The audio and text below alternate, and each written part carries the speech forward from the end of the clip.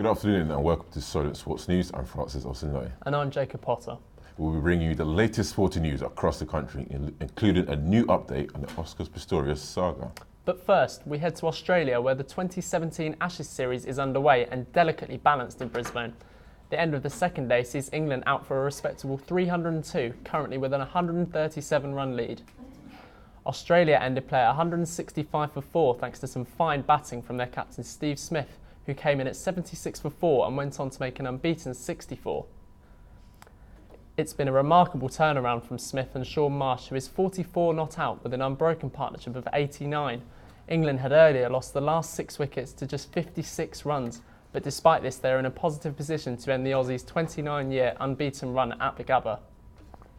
Oscar Pistorius has today seen his jail sentence doubled to 13 years and 5 months for the murdering of his girlfriend Reva Steenkamp.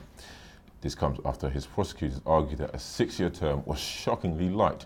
Pistorius was originally found guilty of a culpable homicide in 2014, but the appeal court changed the verdict to murder in 2015 with an increased sentence.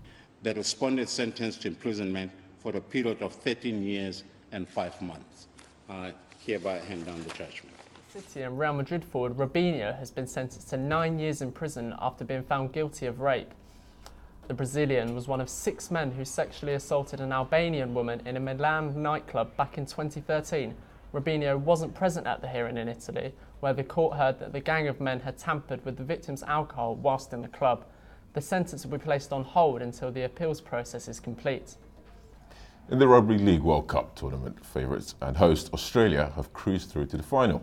They beat Fiji 54-6 and have now conceded only 3 tries throughout the whole campaign.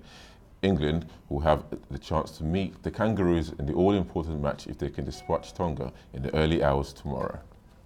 It is now just 6 days until one of the most famous names in sport makes a comeback. Tiger Woods will be teeing up at next week's Hero World Challenge despite only playing in 3 tournaments since August 2015. Without doubt, the 14-time major champion is a golfing great. However, he currently sits outside the top 1,000 players in the world rankings.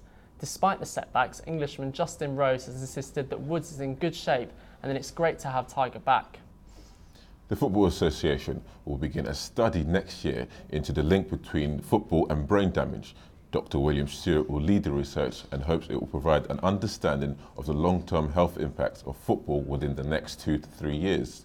Former Southampton manager Chris Nichols is currently living with brain damage, which he believes is from the effects of repeatedly heading a football, but says he has no regrets. It was my job to win balls. I'm 6'1", so I was the tallest defender. I wouldn't change anything. I had such a good time and I enjoyed doing what I was doing, and I was good at it.